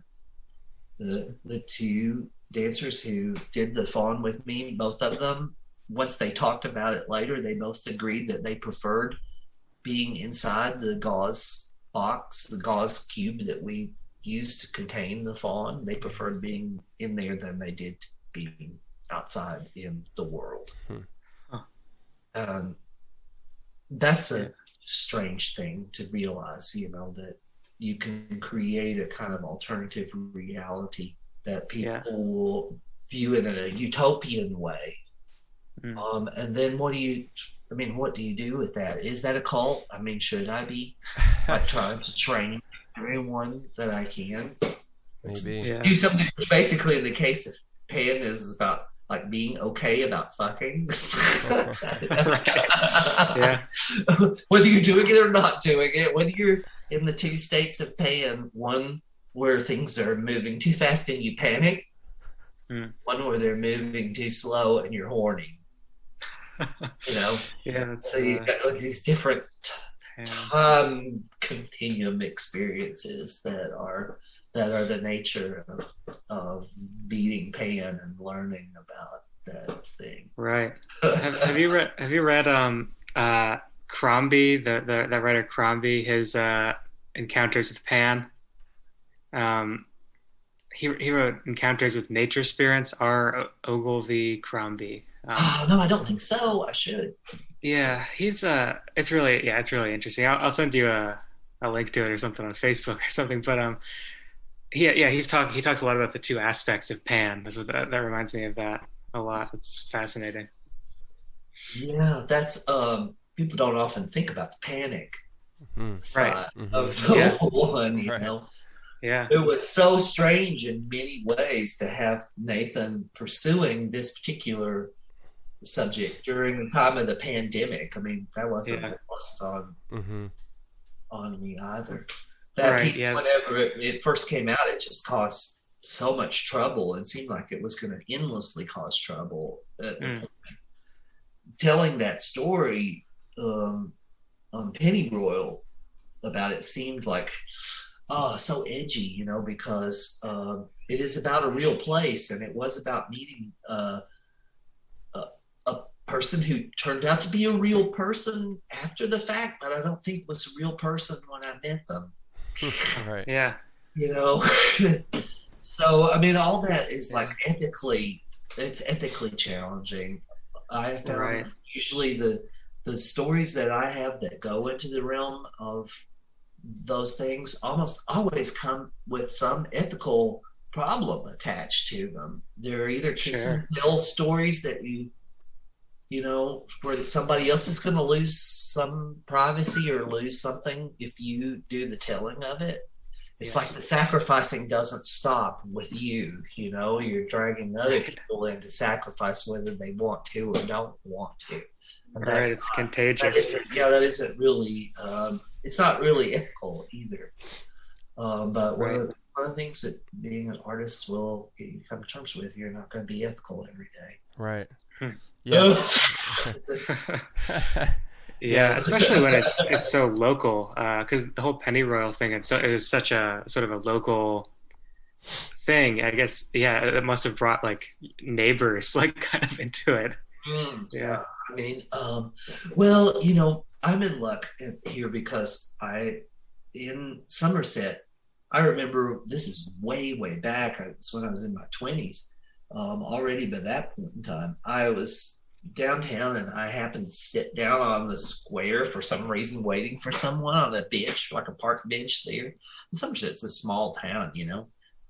And there were two ladies that were there, and I started eavesdropping on them, listening to their conversation, which I love to listen to other people's conversations. And they were talking about me. They were talking about you know, and they just knew all about me, and this is what they had read in the newspaper. They didn't know me, nor did they know that did they have a clue I was sitting on the bench with them. But because I was a fixture of the town, you know, something which was written about it in the newspaper again and again. And people, I think in small towns especially, whenever they find out that you have some measure of what seems like fame in the world outside of in bigger towns, in bigger cities, that you've made it or that you've become a famous artist. You know, it never seems famous enough for me. Like why isn't the marquee bigger than this? You know, why is it back here in this swamp with these little fairy lights on it? I would never say that because I would love that the best. But once you become an eccentric or once you become one of those things, a fantasy being that's created in media one way or another, then that isn't even you anymore. It's a created being. And I think now that most people here just think, well, those artists, they assume that no matter what I say or what I do, that it's like that's just part of what artists do. So it's not maybe as directly confrontational to their ideas about reality as it would be if I was just like talking about it at, I don't know what, downtown or something with the going around with the sign saying, one of my slogans about, I did some pan art during the time that I was doing it. Oh God, there were things that happened during that time that were so strange. But I made some things in that did have slogans on them. One was "Pan bless our troops." This was during the Gulf War that I was working on it, and so I had done this. I did 3 watercolors that were things that were like a devotion to Pan, and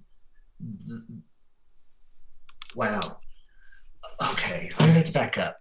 One of the things I did while I was working on that, I was new to the idea of online dating or hooking up with people on using the internet to do it. I was visiting an artist friend in Seattle, and I said, I was thinking I might go out on the town tonight, and I said, what's the chances of hooking up with someone and getting a date in this town? He was like, not so good, I don't think, really. He said, it's kind of the same reason we don't have much violent crime here. No one meets anyone face to face. We do everything online. Yeah. So, anyways, I thought, well, you should find out about these things. How are you going to know what the world is if you don't understand these things? So, I joined some online dating sites. And I thought, okay, well, this is research for work, right? It's like watching porn. That's research for work.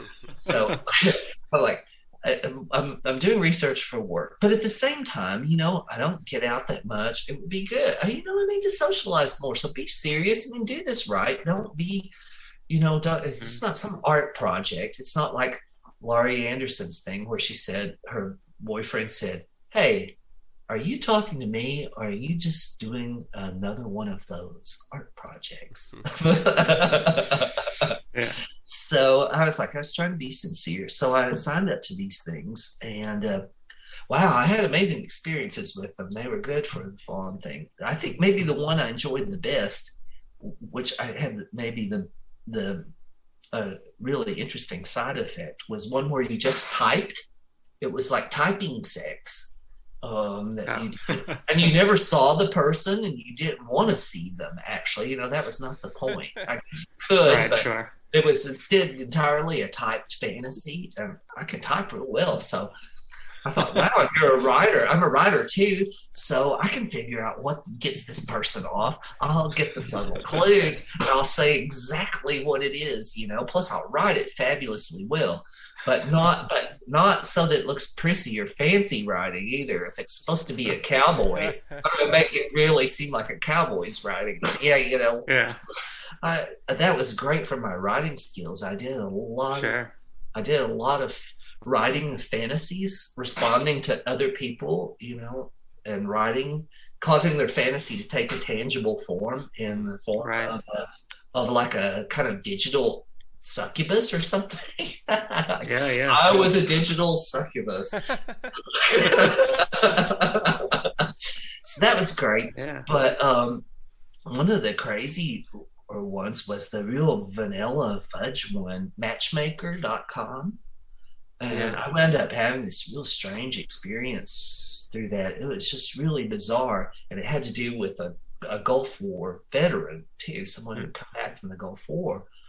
And I was working on this pan project at the time, trying to visualize it. And I thought, all right, I need a model. This is supposed to be like the perfect phallus or whatever. Pan is like, this is like supposed to be the perfect dick. Isn't it? Yeah, he's like at least big. I mean, something. Let's, he's the god of horniness. So true. Yeah. I had done some paintings and drawings of Pan early on, and it was my nephew came to visit. He was an art historian. He was like, "Where are the directions?" I was like, "Oh God, you're right." But that's like the one thing you can't show in an art gallery or an art museum, without becoming, I don't know, you become a gay artist immediately. Not that I have a problem with that or if anything else. I don't like labels, so I wouldn't like that. I didn't want that framework to be the framework I was entering into this work for. So I went online and I was hunting to see.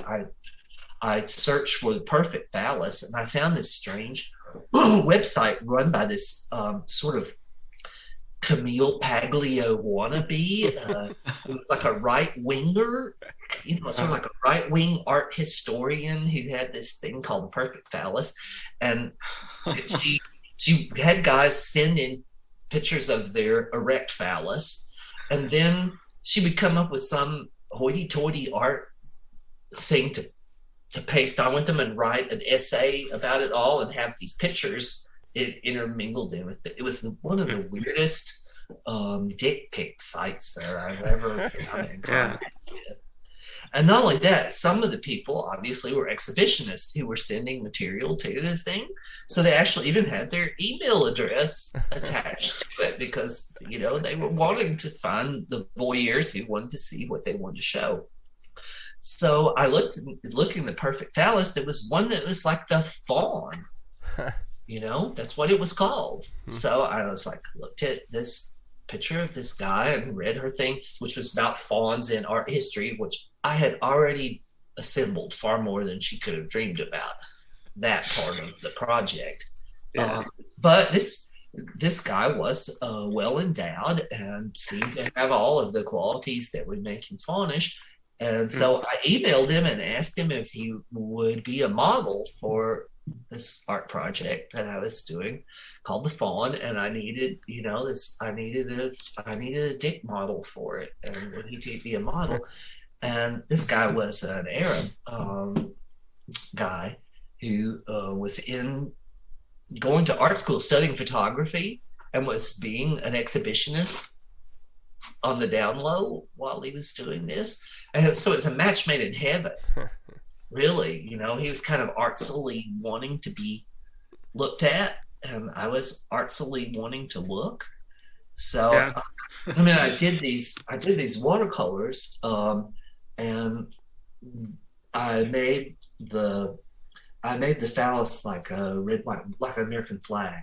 I just painted the design onto the phallus as though it were printed on there, and then put slogans on it like "Pan bless our troops," with a pink ribbon tied around the phallus, around like the yellow ribbon around the old oak tree at this time of that, or one with the phallus going through the Earth seen from space, like penetrate the Earth. And it really wasn't a statement on American imperialism either, but you can take it that way, I guess. Yeah. But it turned out during the Gulf War, it just seemed ironic that the only patriotic art that I'd ever done were devotions to Pan of flag phalluses, and that it was an Arab model who provided the foundation for it all. Yeah. You see what I'm saying about what it takes for my art to come together? Right, exactly. It takes some really strange convergences sometimes. So how to share that with the rest of the world? I mean, that's a story that some of my friends have heard, but it's the first time I've told it in public. That's hilarious. That's amazing. That's great. Can you guys read that? I have to pee really badly. No, all right. All right. Yeah, I think wow, that's a hilarious story, and that's like a great anecdote of the total art again, living the art, the process. So maybe we can wrap up there, but where can we direct people to find your work? I know it's kind of scattered in a bunch of different settings. Well, I mean, I really feel bad that the websites, I had at one time 3 that were up, one which was huge, kind of a general archive, and one that had been especially made for Aunt Lou, the sort of like witch lore side of the spectrum, and then one for the sculpture studio as well. But we've taken them down, but we have one for the sculpture studio that's going back up. Outside of that, I guess, you just sort of have to meander around. It's odd. Like there's some university or educational websites where they have one thing or another about what I do. There's some folk life things or folk music things that have been done about, it's just kind of scattered all over. I wish I could say more. Probably, and Facebook is the only form of social media I'm doing right now. It's like, it's a strange kind of, it's strange. It's great, but it is strange kind of way. So I don't know, maybe that's, for people who are interested, maybe that's one of the best ways. It's would be just to shoot me a line on Facebook until we'll have that website going within the next week or so. So, it's got contacts in it from that. And, beyond that, I'm trying to do more very soon. I'm trying to get together the mass of poems that I wrote over the years and put them into something like a book form, a digital book form, or a book form. And that might seem to be not all that exciting of a thing, like, okay, a bunch of poems. But really, I think for people who are interested, especially in maybe the paranormal aspect of things, or these, oftentimes the poem is the way that I will most quickly try to put it into this experience in some shareable form. Real believer. I had some help on the ballad project from a Mongolian scholar who is an expert in shamanism. They're in the country where that word actually is legit. And he said that experiences of the supernatural or the numinous they're not complete until we give them a traditional form. And that's a way of saying you have to at least make them into sentences. Right. Yeah. You've got to give form to them in one way or another. And a lot of times for me, a poem is, because you can put so many trajectories into one word into a poem, it can be a way to encode a lot of information in a small chunk. So I'm hoping I'll get those up this fall. So, maybe the best thing to say is he's been very lax. I hope he catches up soon. That sounds really exciting, though. I look forward to that coming into form. And also, is the Patreon for Dandelion a good resource as well? It would be if I do anything on it, and I need to go on it. Heavens knows people give money for it, but generally, there are people who are on Facebook, so they wind up seeing it there. And so, no, that's great. If anyone wants to give money to the cause, then they're welcome to pour all the sand down that sinkhole that they want to. Thompson Smiley, my opera mentor, said there's never enough time or money to make an opera. And that is so right. So, I do burn money. It's like kindling. In the stove wood. So that would be great. But I think if they make an effort to reach out, I like to communicate with people online to the extent that I can, to the extent that I can apply enough time to it to do it justice. Because I think it's really important for us to have articulate conversations and discourse. People think about science. There's a lot of talk about science these days, but science is a conversation. The discourse that's had between inquiring minds. It's not a compendium of facts. It's a process that we engage in. And so the process of discovery and the process of art moving forward is partly communication. And hey, this is great. We're able to do it at a distance here, right? Yeah. It's nice. Yeah, I think people will totally appreciate that too, that the Facebook reference, as a first-hand way to reach out and see so many of the great images and stuff you're putting on there too, like the paintings, the earthworks, the sculptures. I think it is a good resource to really check out what you're up to. The high art mucky muck art galleries do not like that. I mean, there's a coming to terms in the art world with the new reality that more art is sold digitally than is sold on real estate. And so it's like shifting of powers that are taking place here. But the idea that there's a huge audience now for art in a way that there never was in the past is what really intrigues me. It causes me to choose Facebook as just like kind of the thing that everybody could do. Maybe it's not the hippest thing to do, but anyone and everyone can do it. And, it's been amazing to me to see how many people that have bought work of mine that have never bought art in their life. It's the first thing that they have ever bought. The first time they ever even thought about it, they either assumed they couldn't possibly afford it, which is generally the case with like the New York City galleries. No, who can afford an $895,000 painting? That's the low end, of right. Most of my friends can't. And some of the people who have the most moving and real experiences to the art are, that at least their feedback to me has been some of the most interesting and some of the most satisfying that I've had have been people who maybe don't even buy anything at all, but they just love it on Facebook. And it causes them to think of things and to share things with me that make me realize that, this stuff is working. It's not flim flam. It is in fact making its way into someone else's consciousness and providing them with some kind of stepping stone or something in the making of their own mythologies and the making of their own stories and things.